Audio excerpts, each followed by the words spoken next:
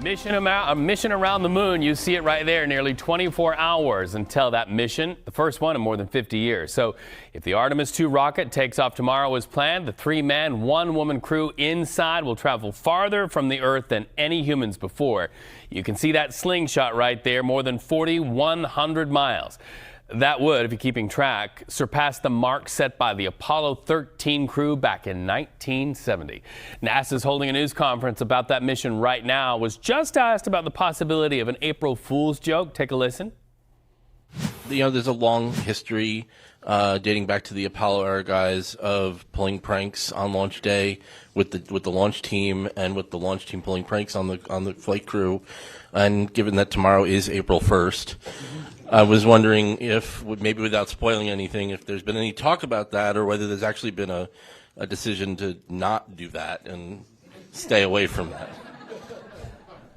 So I am not aware of any pranks that anybody intends to pull on the flight crew or in the launch team itself. So I think I'll just leave it at that. But I'm not aware of any, and I'm hoping that we just stay focused on the launch tomorrow. So that's our plan.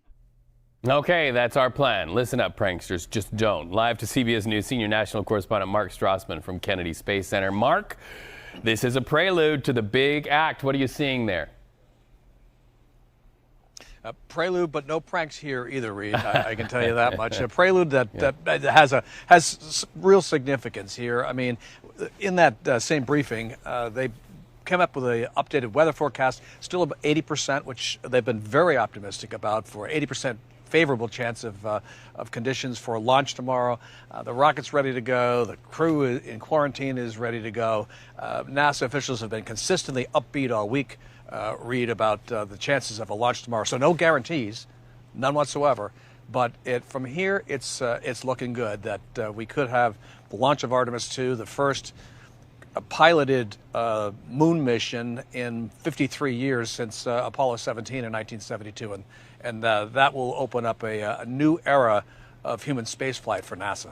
I can't wait to see the pictures, and we know that you're telling all of this to us on good authority because you spoke to the NASA administrator, Jared Isaacman, about the mission. What did he have to say?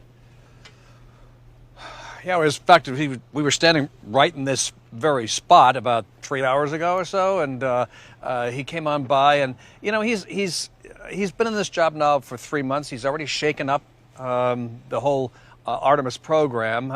They were going to have a moon landing with Artemis III, and now it's going to be Artemis IV.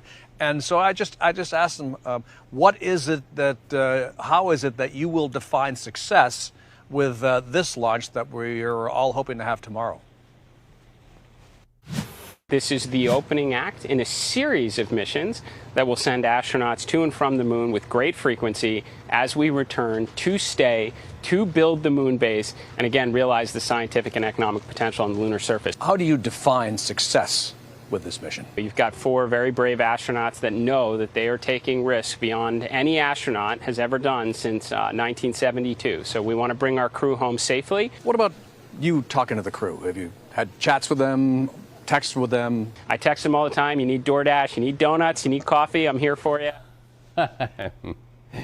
Yeah, it's his goal, of course, is he wants to make sure that these 4 astronauts are as stress-free as possible today, because tomorrow's going to be a big one. Let's face it, Reed. I mean, right. It's going to be you know, a challenging day, for everyone, and he just wants to make sure that these guys have everything they need today and get a good night's sleep, because, as I say, tomorrow's the big one.